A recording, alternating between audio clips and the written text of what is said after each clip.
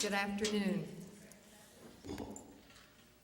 I want to welcome you to our first Tea in Ethics in the year 2008 and in the spring semester of our academic year.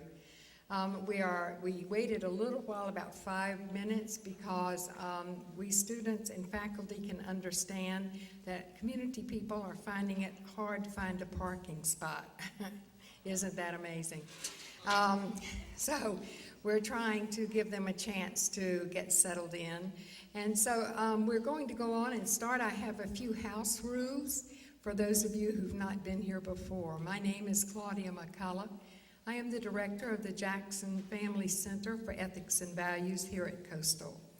We have been here, this now goes on to our third year, and we're very excited, and with your support and help, we've had a fun and exciting career, and we plan to have lots more years. So appreciate your support and hope you'll keep supporting us.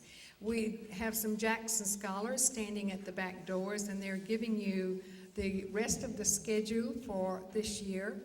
We have a Coffee and Ethics coming up, and that's in Myrtle Beach, excuse me, at Croissant.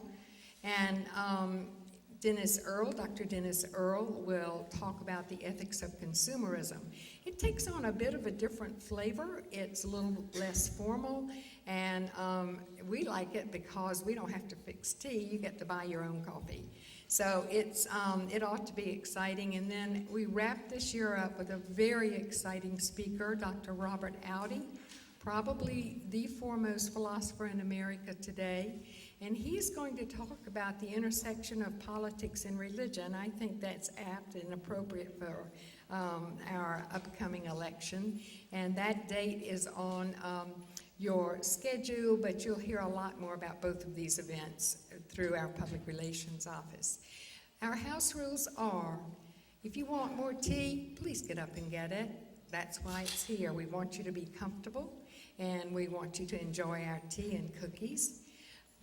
Number 2 house rule, please turn off all cell phones. Please make sure that they're off when our program begins. House rule 3, and this is particularly for students.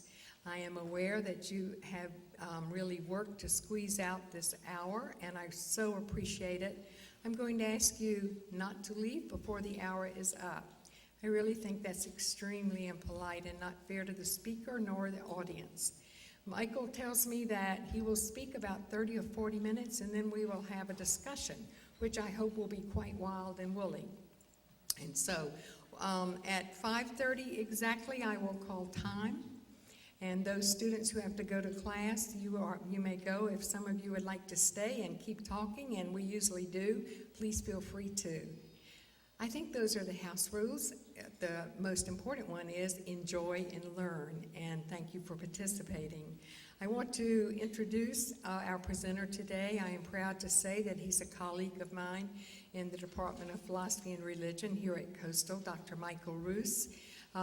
Michael has given us a lot of food for thought, and I think that this topic, and because he and I have discussed it privately, is a particularly important one for all of us. Again, now that tax season's here, we can really be thinking about those charities, can't we? So I'm going to let Michael take over the program, and I will call time for questions and answers. Thank you for coming. I hope to see you at Coffee and Ethics and Dr. Audi.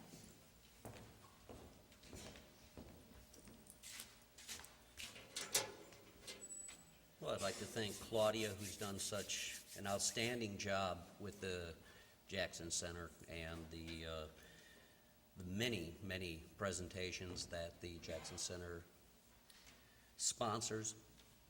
I've given a few before, and this is just another one in a long chain of what I like to call unpopular ideas by Mike Ruse.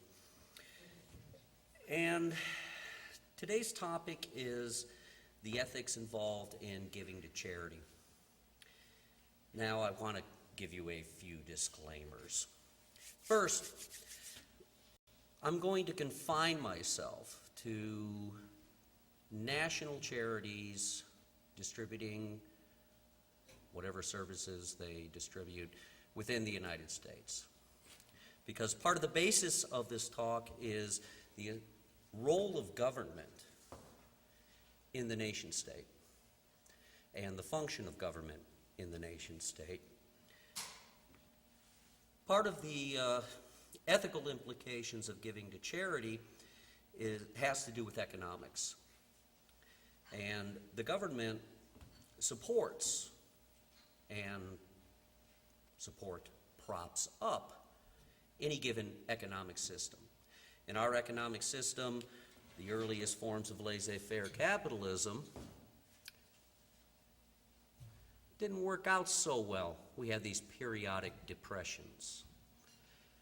However, there was a transformation in the 20th century into welfare capitalism, consumer capitalism.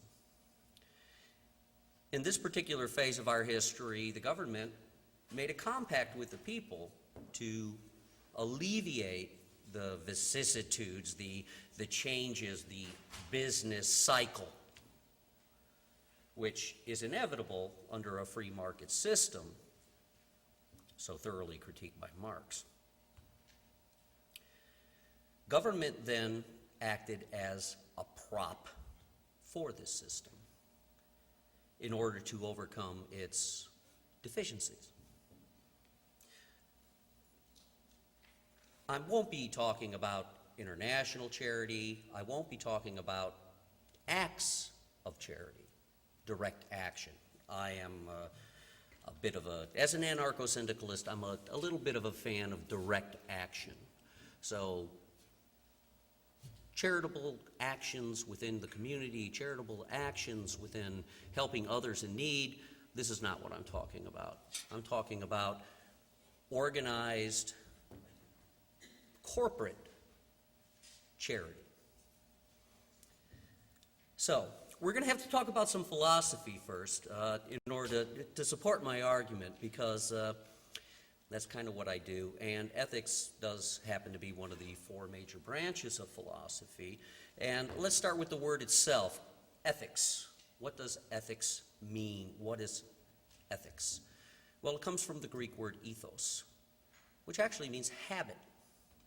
Every society must form a habit, a structure whereby the goods get delivered, how labor is divided, we trade, we share, we all improve and live. Well, with this in mind, government is there to ensure that the ethos or the ethic of the society meets the needs of society and of the community. We live in a republic, a democratic republic, which means that we get to elect our representatives. And the foundation of our government is the Constitution.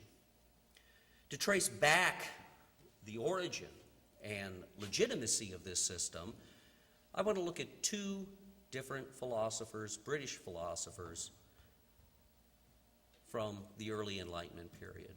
The first being Thomas Hobbes and the second John Locke. Because both of these thinkers attempted to come up with a philosophical system that justifies and legitimates government authority, their monopoly of violence, and their legitimacy as a body that mediates social relations through law. Both of these thinkers had different views of the human being. One of the views of the human being comes from Hobbes, is that the human being is fundamentally egocentric and self-interested. That what is good is what we like.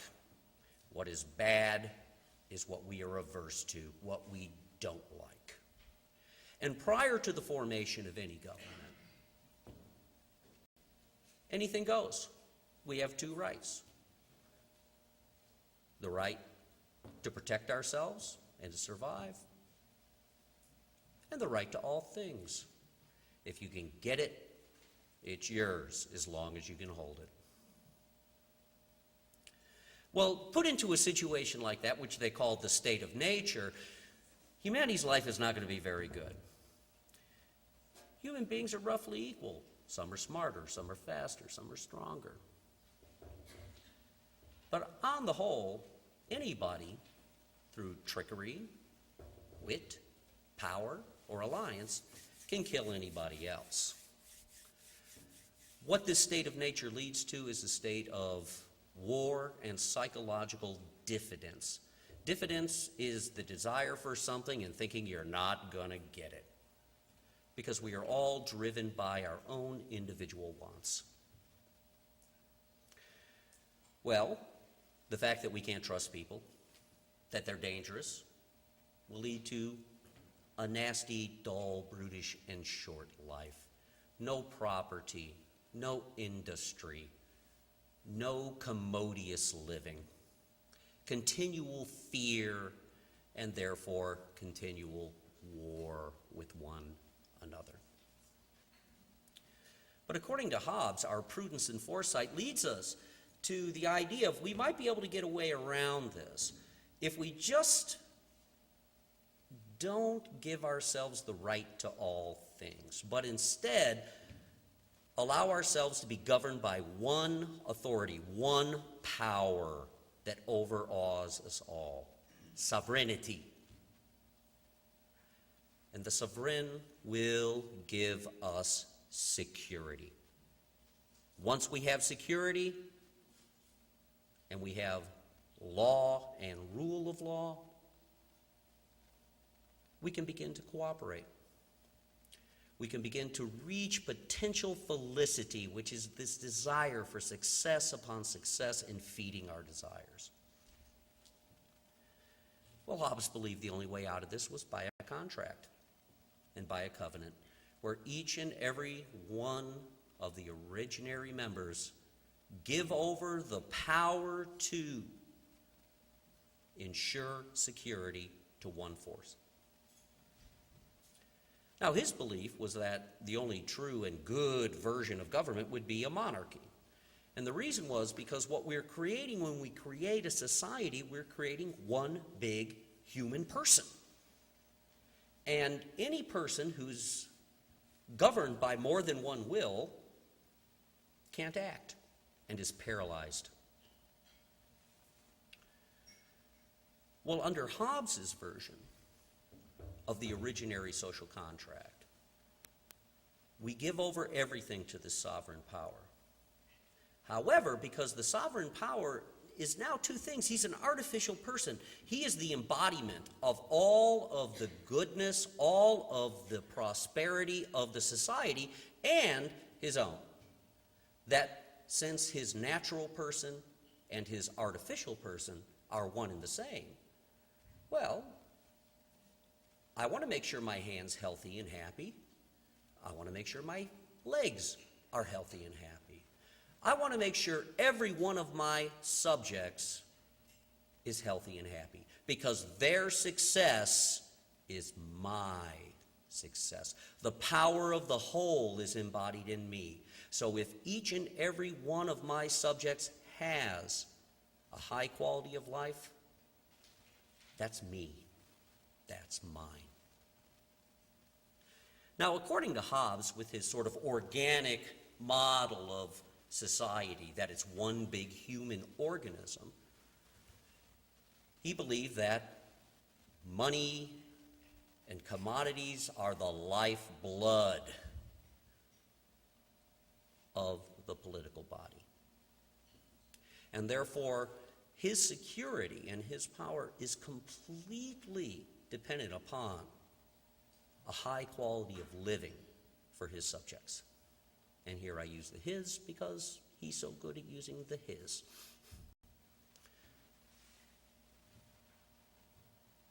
Well, this picture of the legitimacy of government is that by giving us security, he gives us the opportunity to have a good, high-quality standard of life. And that's job 1A. Job 1, security. Job 1A, high quality of life. Now, John Locke had a different view of the human being and the state of nature. He believed that we had a little bit more empathy for other people, that we see in other people ourselves. And because of this sort of higher order intelligence that we have, because with Hobbes it's all me, but me, you, dependency relationships, you and I, we can get together just fine, right? We can work together. He believed that the law of nature was that not only, the fundamental law is not only that I need to protect myself and that it is wrong for me to harm myself, but it is also wrong for me to harm others, because these others are like me. They're just like me. They're a potential me. This actually traces back to their whole idea about how we think. In Locke, you'll find his epistemology, which is theory of thought and knowledge, how we know things. It has two terms, both active and passive. There's a reciprocity involved there, whereas things with Hobbes are very unidirectional. But in Locke, he believed that we all then, under the law of nature, have an executive power over that law. So in other words, if anyone does harm to me in my person or my property, and we're going to get to property in a second, well, I can stop that. I can restrain it, and I can retaliate with punishment to the degree that it makes it a bad deal for the person to violate this law, this percept of reason. But likewise, I have an obligation to others, that if another is being harmed in their person or property, then I have an obligation to intervene. However, in this case, we always think when someone harms us, it's a lot worse than when the same sort of harm happens to somebody else. There are certain inconveniences in the state of nature in that not everyone can always find others to aid them to seek retribution or to seek justice when they're harmed. But let's get to property for a second. According to Locke, Locke claimed that we have an originary property in our bodies. Our body cannot be violated by another. It's ours. But likewise, we can extend that body.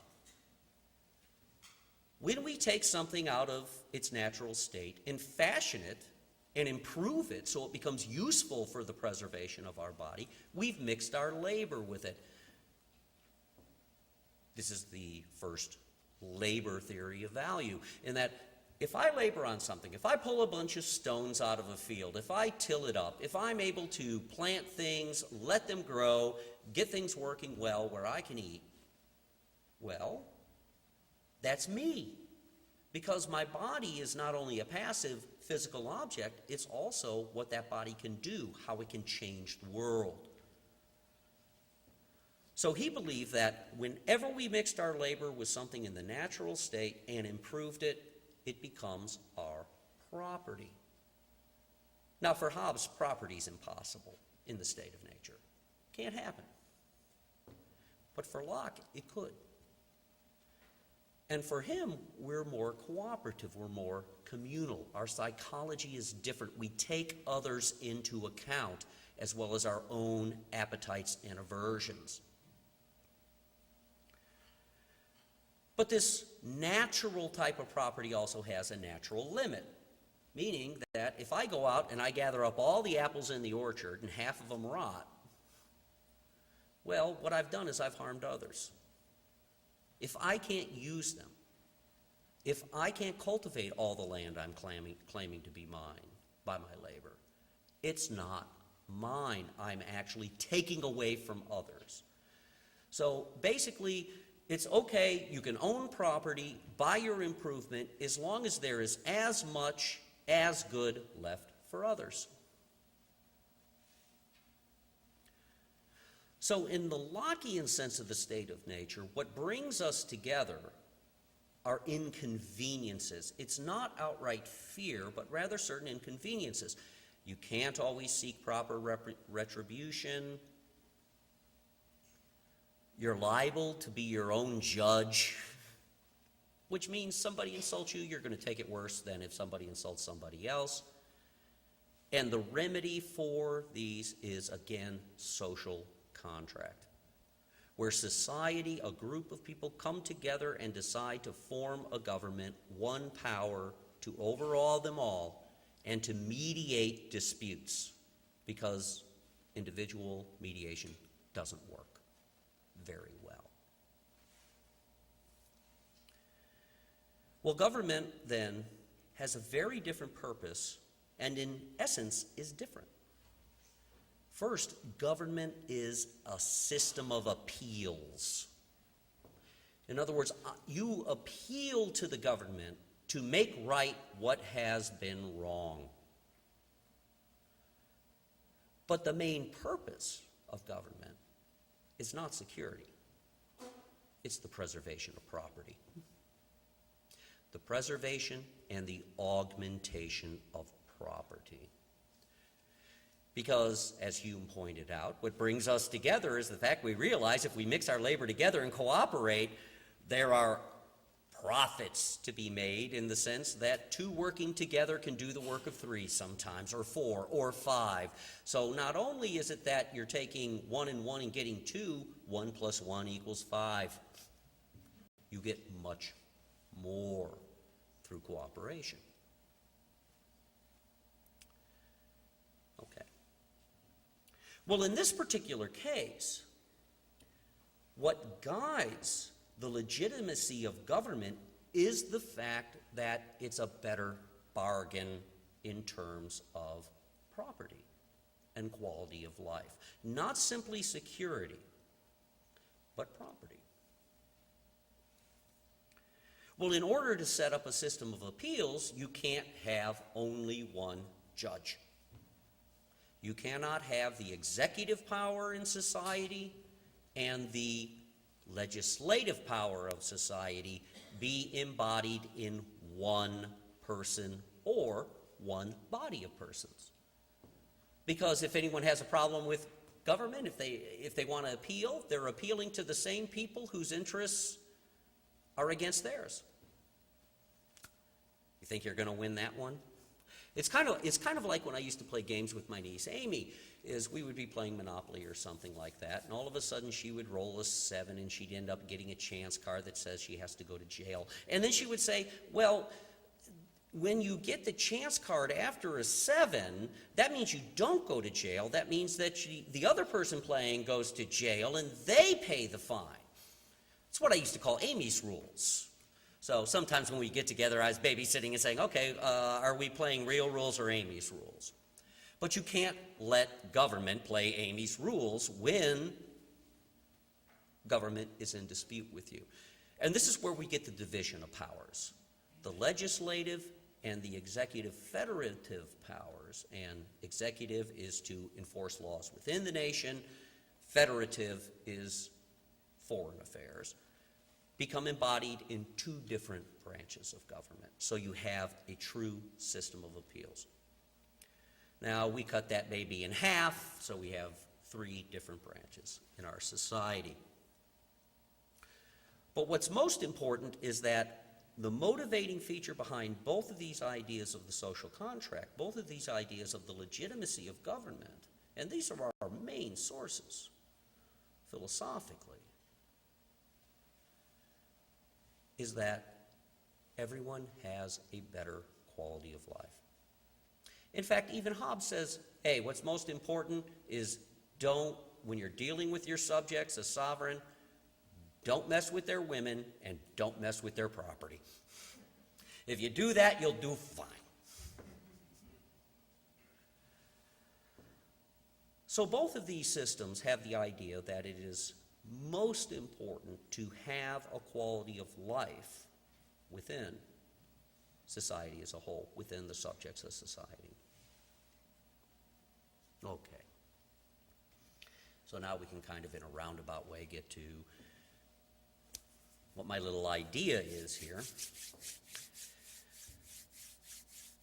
Now, we live in a highly productive society.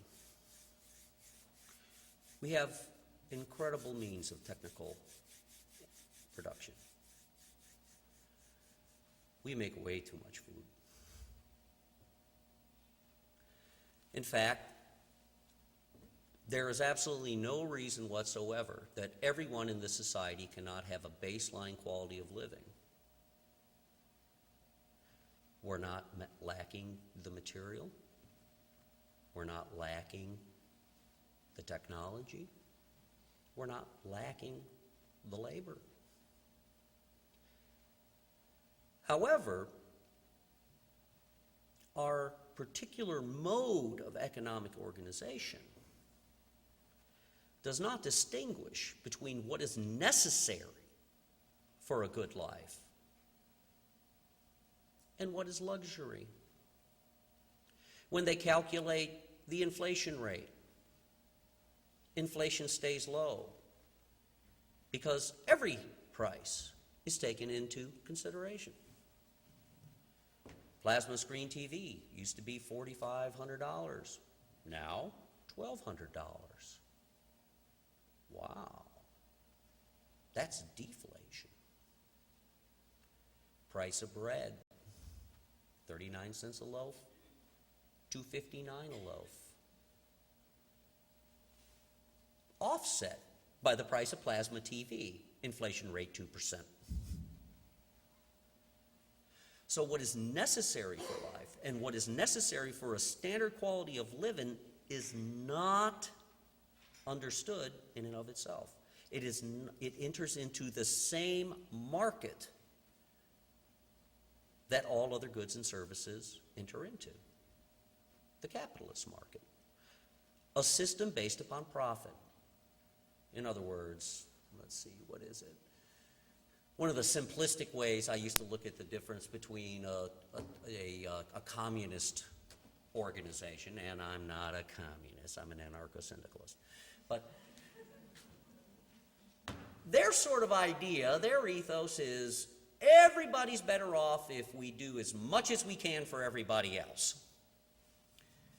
Well, the same baseline principle in a capitalistic market is that everyone's better off if I do everything I can for myself.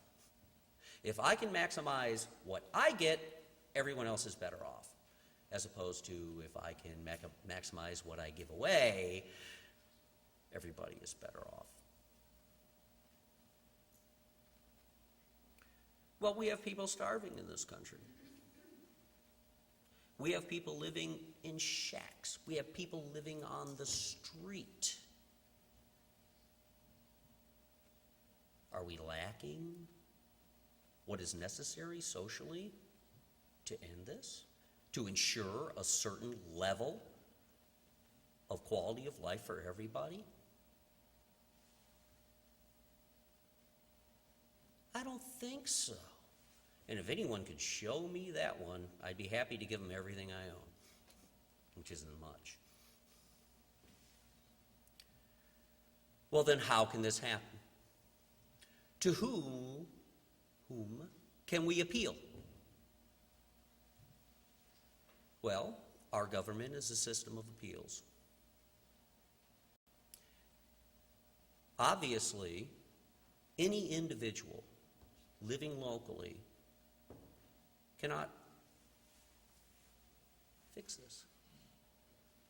So for problems that cannot be fixed and cannot be addressed by local action, that cannot be addressed by individuals, what do we have to address that? Government. Well, government doesn't do it, does it? In other words, they ought to be fired. They're not doing their job. And it's not that they don't know what their job is. It's not that they don't realize this is going on. They got all kinds of data about it. But why don't they? It's not that hard. Well, there's lots of reasons.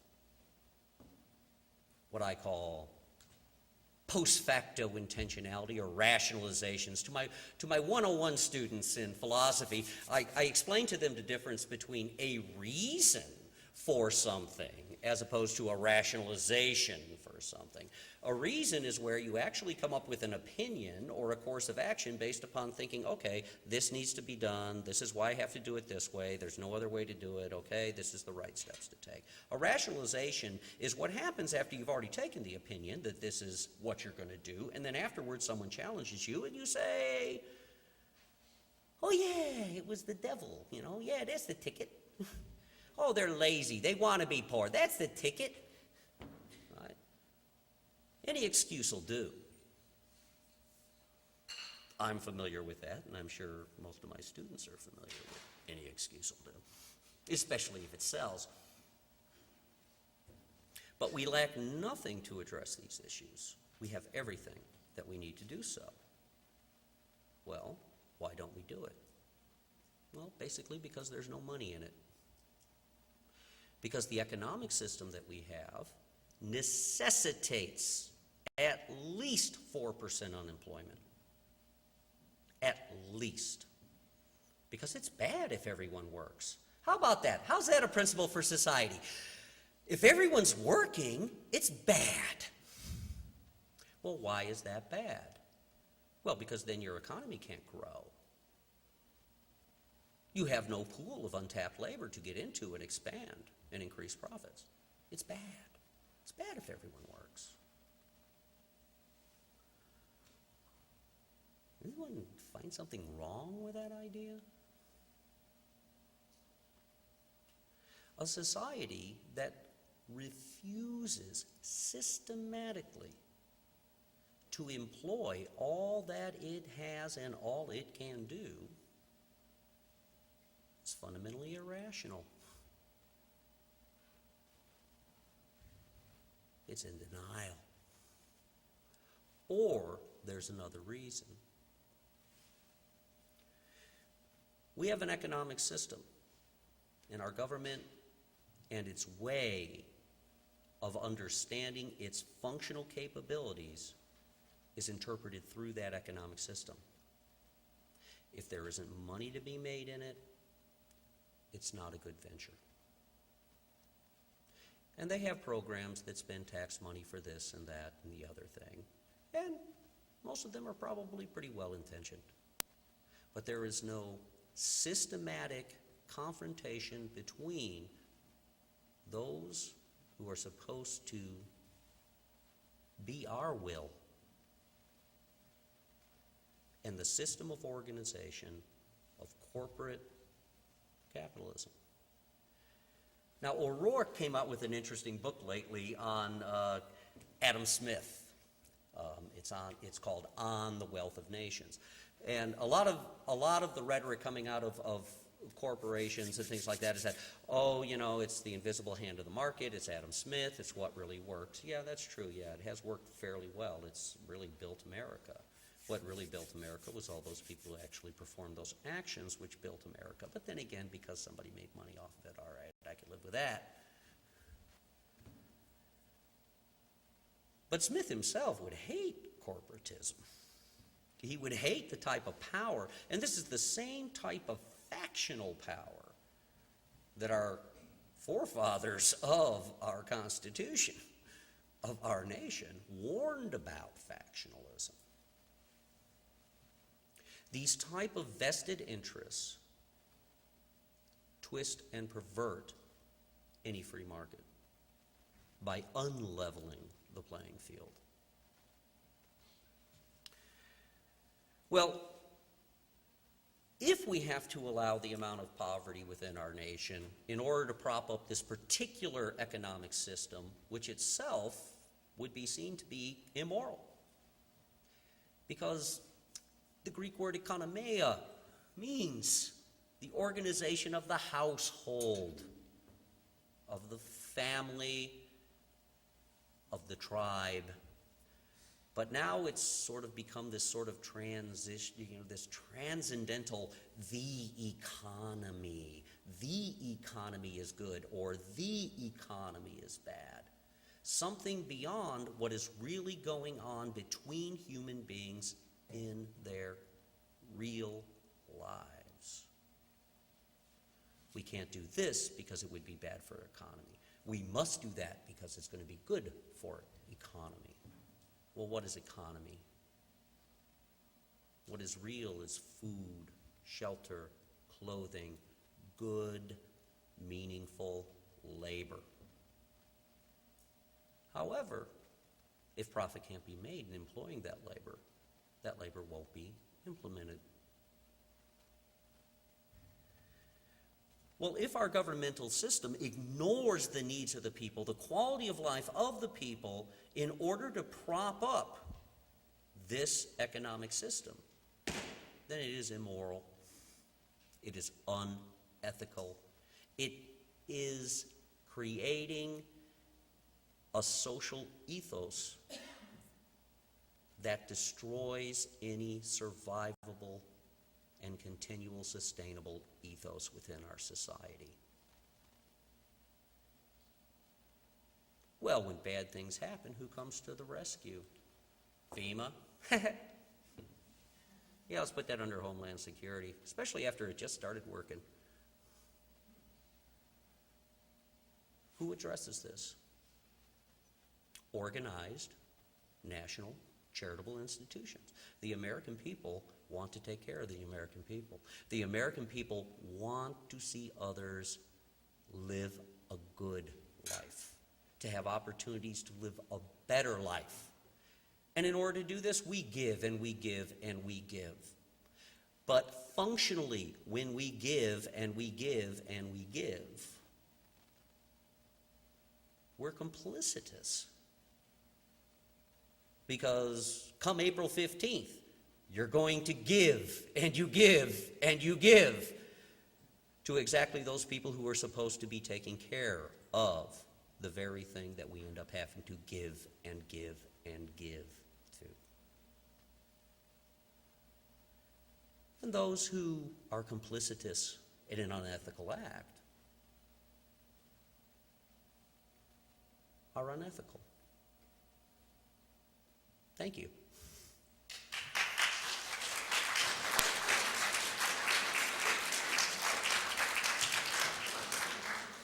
Michael has agreed to take questions. And let me quickly, before I forget, I'm sure you've seen David back there.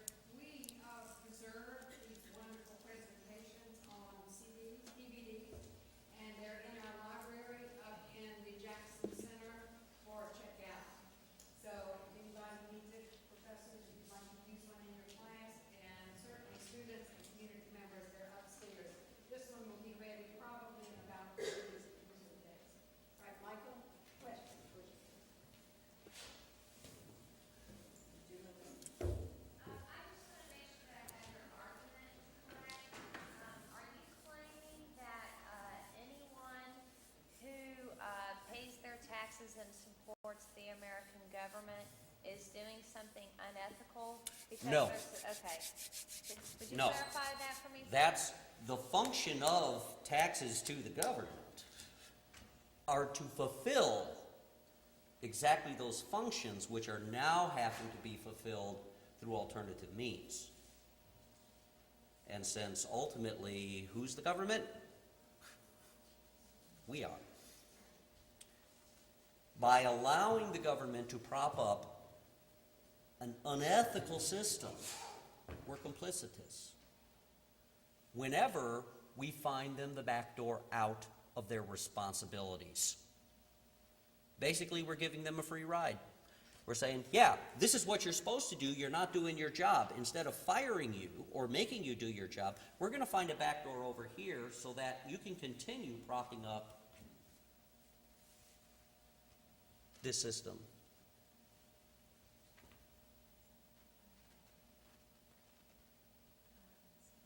So your claim is that the government is doing a bad job of taking care of the citizens, but couldn't one argue that in giving out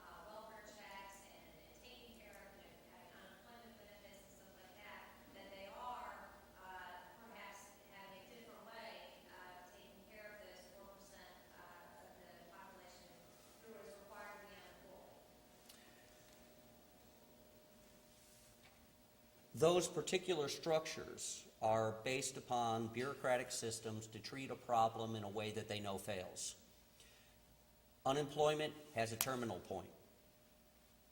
You have to fit into certain requirements in order to get certain types of assistance.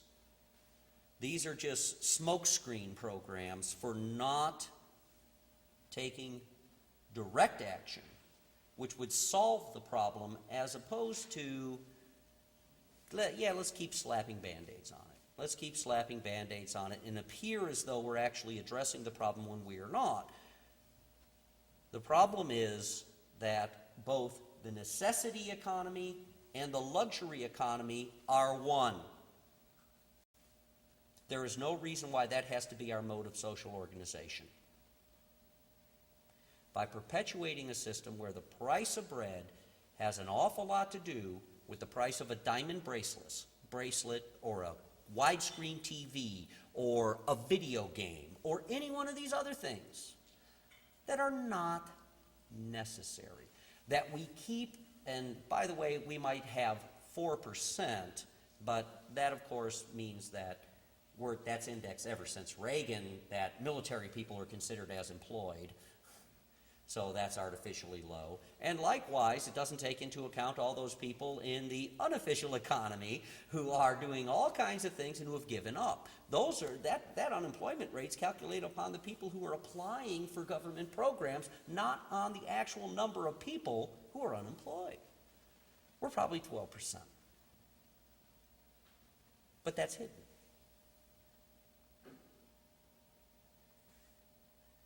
Which is okay, because a lot of places I live have been more like 25 or 35%, but I've slummed it a little bit. But not to encounter the real responsibility of maintaining a level of the necessity economy where everyone's working. And, frankly, it'd probably be 10, 15 hours a week per head. Everyone can do something. And this goes to the Buddhistic idea of right living is morally good for human beings. It is a way of having a whole psyche, whereas not having a right living, a way of living that contributes to the human project, is psychological violence upon human beings. And it is systematically there.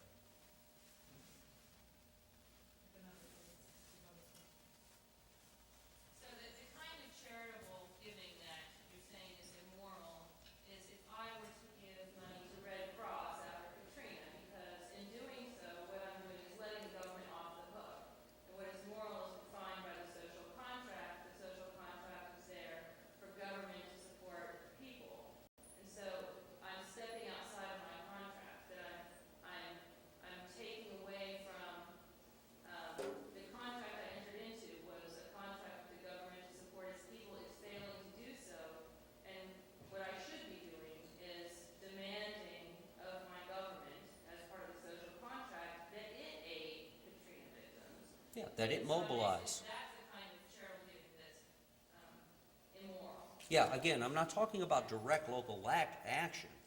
I mean, if people are in need right here on the ground, yeah, that's what society is for. Yeah, let's do something right here. But to have this systemic prop, right? Organizations like These, Red yeah, Cross, corporate type, national-sized organizations that are there as an institutional prop for the failings of our government, which is a failing of us. We're enabling government to do this. Yeah, to continue doing what they're doing, which is to prop up a system that is fun. And I'm not trying to get rid of capitalism here. That's not the issue. It's making one economy, only one market, only one system. That's what's being propped up. Yeah. First, I completely agree that the CPI is completely flawed. It's a flawed measure, and the government needs to retool it to be more accurate for today's economy. But from a public policy perspective, and that's my perspective,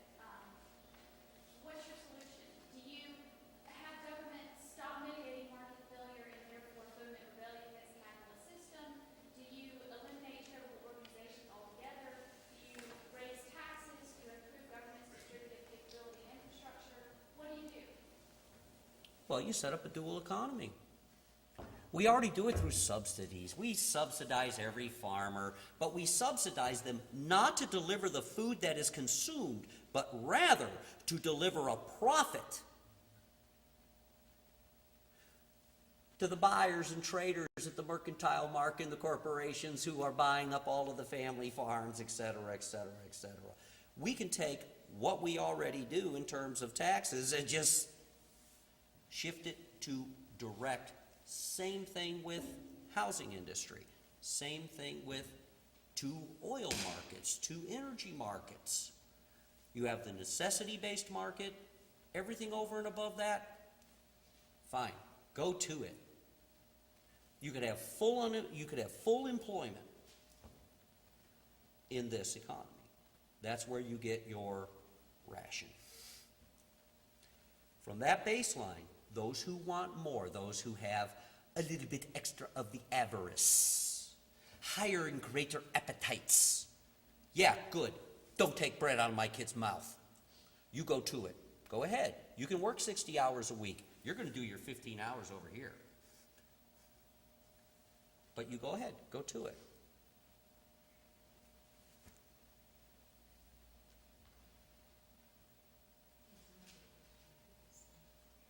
I get very passionate sometimes.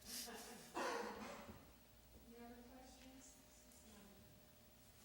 Do you feel there's any difference between charitable organizations that are for profit versus those that are nonprofit? What I see is what actually happens. That's really what counts. I mean, what gets deployed? You know, you see, and you always see it sort of in economic terms. Yes, 80% of our money goes into the actual programs. Yes, so what? Are you bringing them daffodils or are you housing them? Right? What are the real results? And they always will just obscure it. I don't care if it's for profit. I don't care if it's not for profit. What good does it do? What actually is delivered on the ground? That's what's important. But at the same time,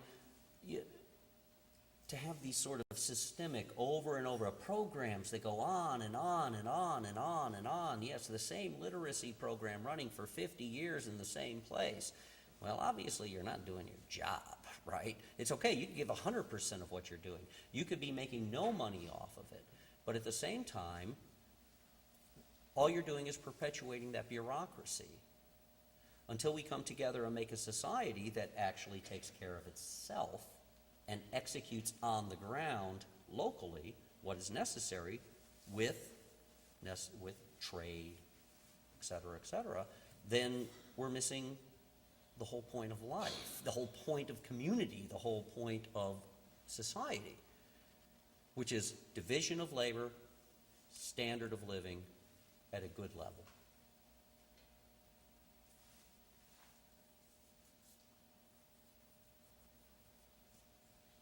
Any other questions? As opposed to giving to like a charitable organization, could one argue or consider that paying taxes is what's unethical? Would you repeat that?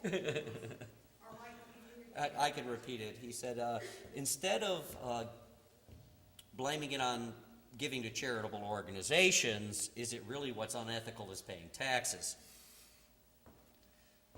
Well, that's a mighty seductive idea. But let me see. We got two responsibilities, voting and paying taxes. Paying taxes is what we do, because every society must have certain functions done in a central manner. There is no way that a loose confederacy of state militias can mount a true army that can secure this nation. Mighty big place. There has to be types of coordination. There are problems that can only be dealt with by great concentrations of a little bit coming from everybody. So paying the taxes is not the problem. Not holding the people accountable for what they do with those taxes, well, that's a failure of us, again, because it's us. We pick our representatives, and if we don't do something about it, well then, ultimately, it's our fault. But then again, we do have that little vouchsafed right to revolt. But anyway, I don't want to get into that. Well, there was one in the back, and then I'll get to you, Dr. Peterson. Yeah. So is this a basic tenet of the study of ethics, that the end does not justify the means in any respect?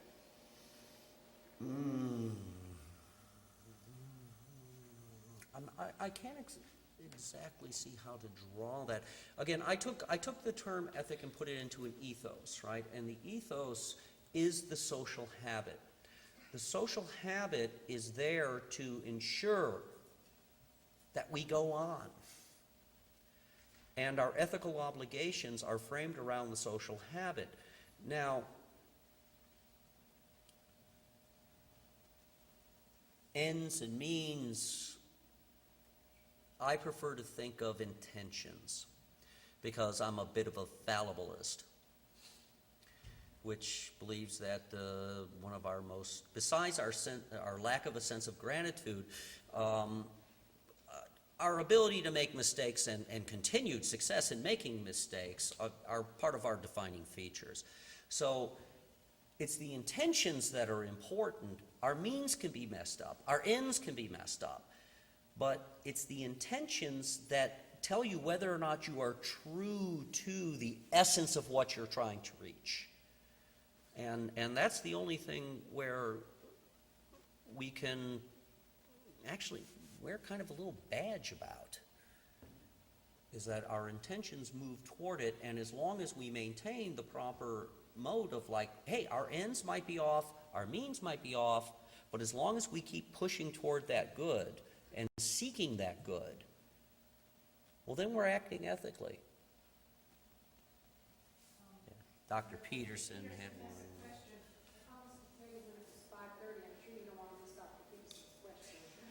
It's 5:33 and a half. Or 5:27, sorry. You have a class and you're willing to miss this question? It's a very short question. Are you saying that any of us here contributes money to Coastal Carolina University is engaged in unethical behavior?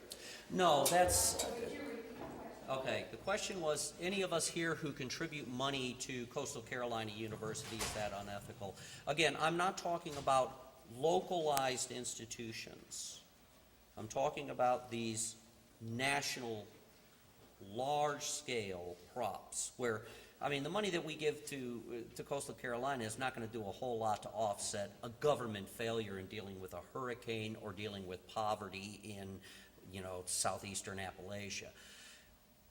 Those direct local action based on human compassion, that's exactly what we're trying to get, right? That's ethical. That's where you're confronting what needs to be done here, because we can make our lives and others around us lives better. There's nothing wrong with putting in your time or contributing to institutions or to structures that deal locally.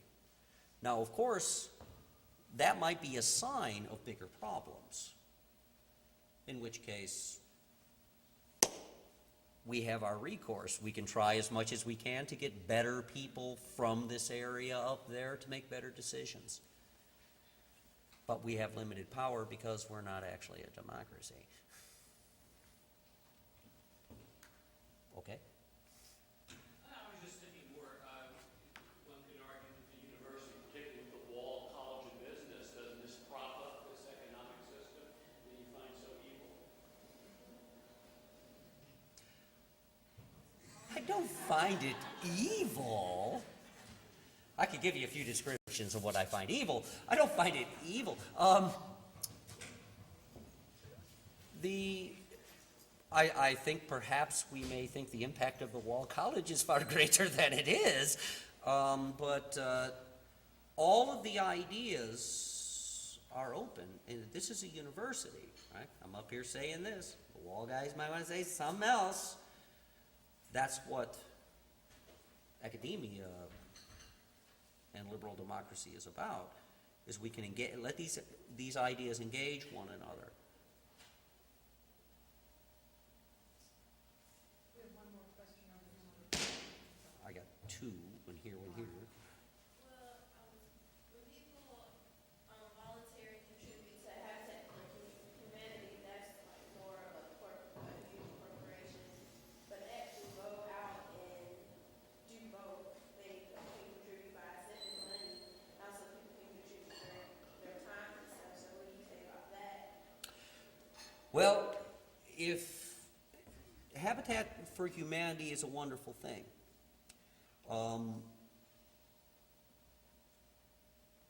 But there's plenty of boards that need to be nailed up right here. So if that impulse is to, yes, put people in good homes, start pounding nails around here. Right? As opposed to, because how many nails does it cost for them to transport you there or transport you there? How much time where you could be doing some direct good are you spent in transport? Right. So, again, we got lots of people around here who need good housing. That's great. If we want to build houses, let's do it here. Let them do it there. When we're done here, then we can think about saying, hey, we got some extra time on our hands and we go over there. Right? Charity begins locally. Because that's more efficient use of your care. Because that's what we're really talking about is care. Well, there's one over here. Sorry if I'm a little lengthy, but I just want to understand your premise is that first, I guess one of the more direct actions we can do is look at our government officials and bureaucrats, and if they're failing to do their job, get rid of them, get people who will do the job. So in a sense, just clear out the excess and the adversary to us that is in Washington. Okay. Fix the problem there. Two is to create a dual economy, one in which there's a mandated amount of labor used to make sure that everybody has a standard of living that we find acceptable across the board, house, ability to reach a job that they can work. And then the other economy being those who have the means and ability to can exceed that and find wealth for themselves to have maybe more, bigger house, more cars, whatever it may be. Mm-hmm. How viable is that as an option? I mean, you mentioned in a remark about revolution and stuff. I mean, this would take a strong-willed group of people to push this in this. I mean, is it technically viable that these ideas could become a map? And also, in relation to that, you're also talking about going back to ethos and about the Latin form of economy. You're talking about going to family. So we're talking about making sure we're instilling ethics and family organization. Well, the household was more than necessarily a family. It also spread out to a tribe and to a community. It's teaching, kids more of a worldview than it is just you're an American. You're a part of a human race that should be taught. I mean, I'd like to start with your first one. It's not just changing people, it's actually forcing them to confront the idea. Because changing people doesn't mean anything. Getting it on the agenda, saying this is the idea. Ideas move people en masse. Right? People, who knows? Right? But ideas move people to act. So first you would want to get the ideas onto the political agenda, then you can find the right people who will fulfill the ideas, then you can start culling them out whether or not they really believe that or not. So you're looking at an ideational movement as opposed to simply, let's plug in some new circuits there in Washington, because that's not going to work because they're going into the same circuit board. What was the last thing you were talking about? Talking about family and just, I guess, social values brought into the family. Maybe more of a worldview. Yeah, this spreads out. This is. Okay, as he had asked about, I talked about getting back to economia, and that's based upon the family, and that needs to, but there needs to be more of a global kind of a view. This is what a couple of French thinkers, a couple of good wackos, Deleuze and Guattari, Felix Guattari and Gilles Deleuze, called the molecular revolution. Is that if all the molecules within an organism change, the organism is transformed. But you can't change the organism into the molecular level.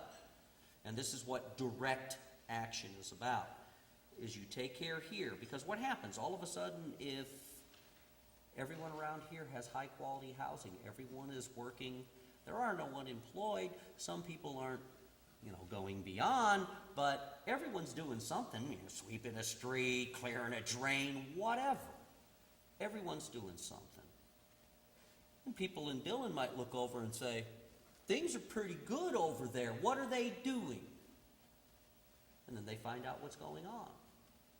Hey, let's try that. Then they can begin to take stock of what do we need in order to institute it? How do we need to do it? In terms of our technical capabilities, there is nothing lacking. We have the integrated communications, we have the transportation, we have the energy resources. If we just took and harnessed the energy of half of the useless electrical devices that we run all the time, we get the job done. We got the labor, we got the material, we have the technology, we have the knowledge. All it takes is the will to do it.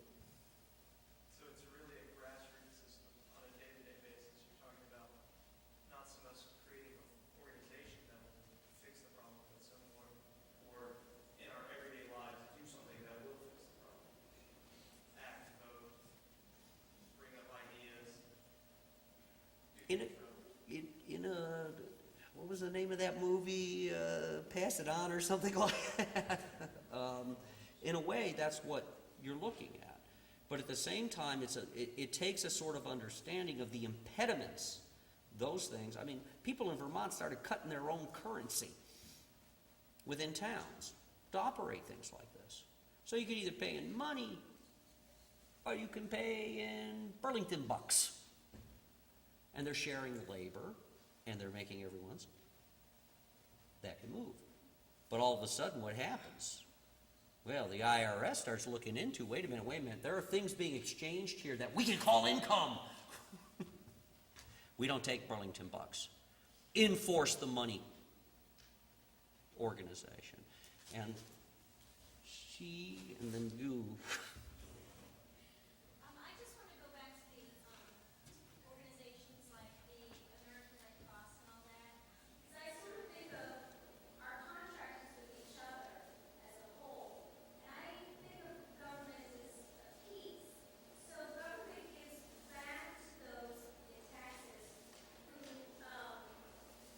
make donations to these nonprofits. So aren't they supporting good works by, okay, well, you get a tax break because you're also supporting this. So aren't we as a whole doing the right thing in that sense? Yeah, you know what the tax break system props up? All those other tax breaks. And anytime money flows, some shakes out the bottom. I'm from Chicago. There's fall. We call that fallout. Why do indirectly what is more effectively done directly?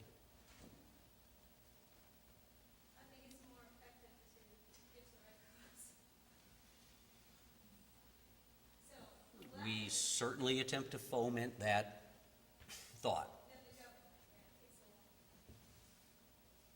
Gail? Let's see, a couple of times you said we have an obligation to vote, and my question is, isn't voting sort of doing the same thing as going down and helping Katrina victims, where you're enabling government? Since we have basically, it seems to me, we have to be able to choose between the lesser of two evils when we're voting. Aren't we enabling government in that way to then continue to be the lesser of the two evils rather than being the good government? Well, I tend to write in Nixon when I got two evils, because you might as well go with a really good one. Voting for me is the right to complain.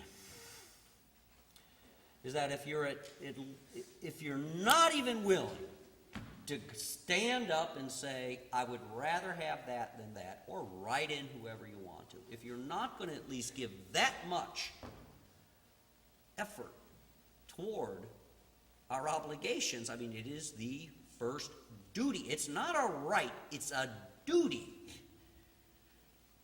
By voting, you're making your voice heard, and you have the right to say, you're not doing what I voted you to do. You're not, right? It's the right to actually stand up and say something. To just bow out, what are you doing? You see, I had this, one of my unpopular ideas was the negative vote. Is that each person has the right to go into the voting booth and either vote yes for somebody or take one vote away from somebody else. And there had to be a minimal standard for you to get elected. If you don't get 43% of the vote, once they've subtracted your negative votes, we have another election, and there's, it's kind of like that the Iowa caucus thing, if you don't reach a viability point. So we might spend a lot of time, going over and over and over. But, the negative vote, that one I liked. Because then you could make sure you're really not going to let that guy, and you're not helping somebody else that you don't think can do the job either. Because if neither of them reach viability, but then again, maybe I should call Lindsey Graham. But I doubt it's going to work. I'd like to call time on Michael. This man's been teaching all day, and you've just been so kind with your time. And I think some of you would like to gather up front and talk, but I'd like to get him off the stage, maybe take a deep breath, and let's Save some videotape. Thank you all.